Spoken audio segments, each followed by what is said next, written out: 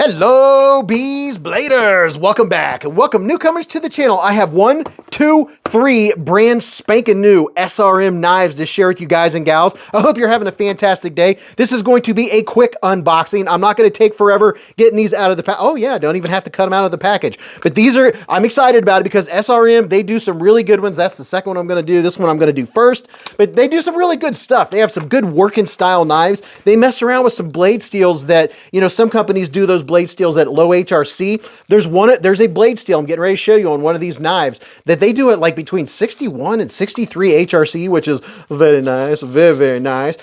This one comes in a very popular steel that everybody likes. This is the SRM Knives Enzo. Would you look at it? Just look at it and all of its Enzo-ness. And look, the blade is completely encapsulated. Is that the right word? The blade is completely hidden inside of the handles, which I really do like. This has a captive pivot with cage ceramic ball bearings. Looks like with this one here is a front flipper. Nice micro jimping going on there. Look at that.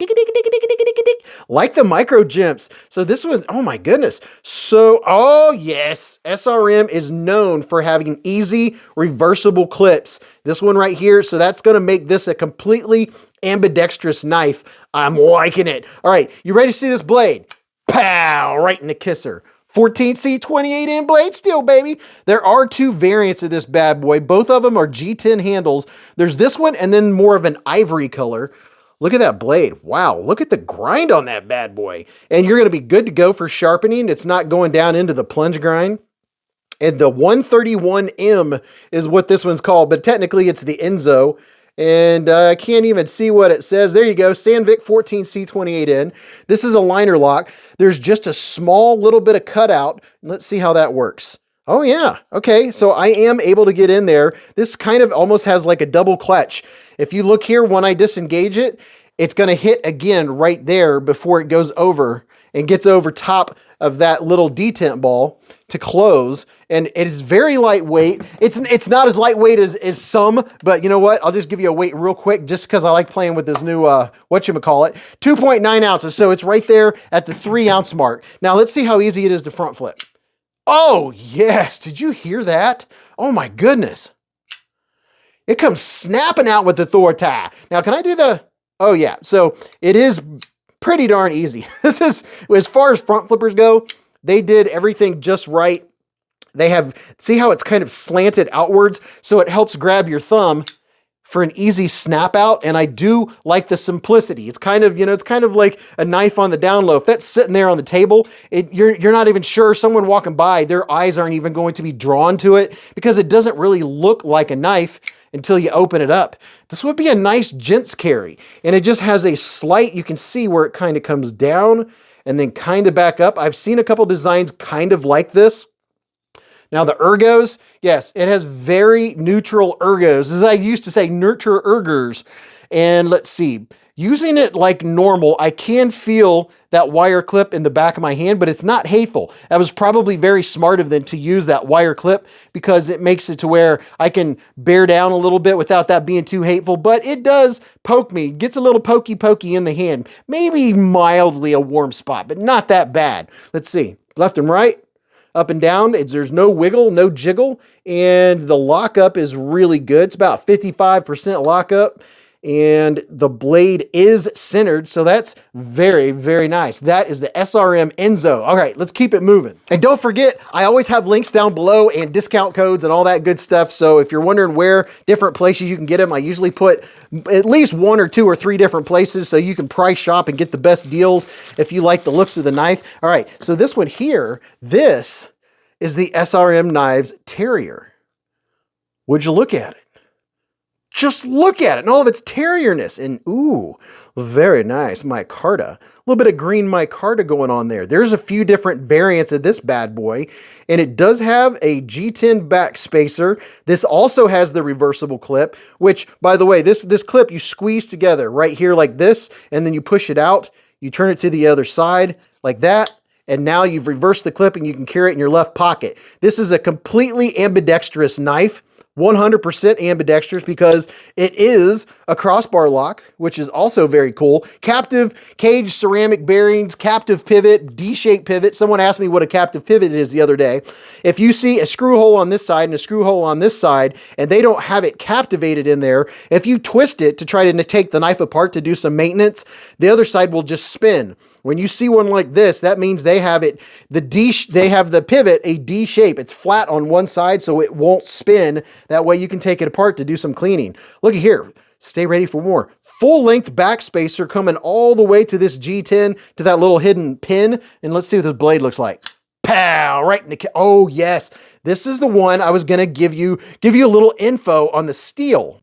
This blade is laminated 140 CR. It's between 61 and 63 HRC, and it has stainless steel cladding. So there's a couple other stainless steels on the outside of it, and this particular one from SRM has been compared to S35VN, the way they've done it so well. And oh my goodness, comes with a very nice edge, and I like the looks of it. It just has a really cool look just to begin with. You're good to go for sharpening. You don't have any kind of sharpening choil needed because of the way they ended it. You can see the plunge grind ends way up here, so you have a lot of sharpening before you ever get to that plunge grind. And let's see how the action is. Let me back out here just a little bit. Just like SRM, the other ones, they do such a fantastic job on their ambi-lock, and they call it the ambi-lock system. Let me find my flashlight. Oh, you can't even see in there. I was gonna show you, yeah, you can't really tell what's going on with their ambi-lock, but you can see on the inside here that they did some milling to make this lighter weight. It's not a super heavy knife, and ooh, yeah, it's comfortable. Not a whole lot of jimping, just a little bit of jimping. It's very good jimping. I wish they had taken that jimping out just a little bit further. But if you look at the top here, it does have a crowned spine, which is very nice, very, very nice. So if you're pushed out here with your thumb, it's comfortable. There's just no traction. But back here, boy, that is really good jimping. So if they did that jimping out this far, maybe all the way to there to my thumbnail, man, that would have been perfect. Now, something else that gives this a unique look, it kind of has a shadow box look because the top here, the back spacer sits a little bit higher and the bottom doesn't, but the top sits a little bit higher than the scales, gives it a very unique look. And I believe there's 2 or 3 different versions. No, I stand corrected. This is the only one. So your only option with this bad boy is going to be, oh wow, that is just such good action. Oh my goodness. Your only option is going to be the green micarta. All right, now let's get out this fixed blade. For all you fixed blade lovers, this one here, I believe, is gonna be kind of a bushcraft style knife. So this one is probably gonna be fun. I'm always about something different and something fun. Oh my, look at that. This is the CMB Bushcut. Would you look at it? Just look at it and all of its bush cutness. And what do we got going on here? There are at least two different variants of this one. That's micarta. It doesn't have a lot of texture, but it does have some raised areas. So they've done some milling in that micarta. It's hard for me to show you, but you can feel that milling right there. You have a pommel back here, which you could use, a little persuader action.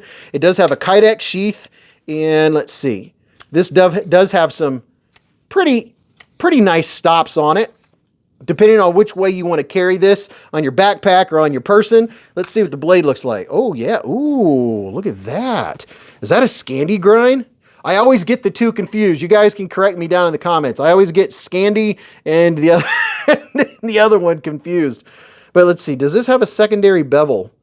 No, this comes down to the edge. Oh my, yeah, this is, oh wow. Holy moly, that is sharp. So this is 14C 28N blade steel, baby. This is, oh boy, nice. This is a nice bushcraft style knife, and they did a good job with the jimping. They do a very good job with their jimping. See right there? That's like on the other knife, but they gave more of it. So my thumb is just, I feel really locked in. And the hammer grip, I'm locked in. And then, oh yeah. And then back here, this kind of holds my hand in place. If you have XL hands, you're still gonna be good to go. Wow, that is incredible. This right here you could use for splitting some wood. Now 14C is not the toughest steel in the world, but it's gonna roll before it chips. That way you're gonna be able to sharpen it back nicely. Oh, wow, that is a good looking bushcraft style blade. So there's the Bushcut, and then we have the Terrier. And then last but not least, actually the first one, we have the Enzo. Which one of these is your preferred style? Which one would you carry? What size hand do you have? Do you like fixed blades? Do you go out bushcrafting, or do you just like them because you're a knife collector? I'm curious. We'll talk about it on the live stream. We have a live stream every Friday night where we'll probably give 1 or 2 or 3 of these away. You know how it works, right? If you don't, stop by the live stream anytime during Friday night and we'll talk about it. So go check out that video or go check that one out. And until I see you again in the lives or the chats or the hive streams, remember, live life in the present, keep a Band-Aid handy, and don't cut yourself.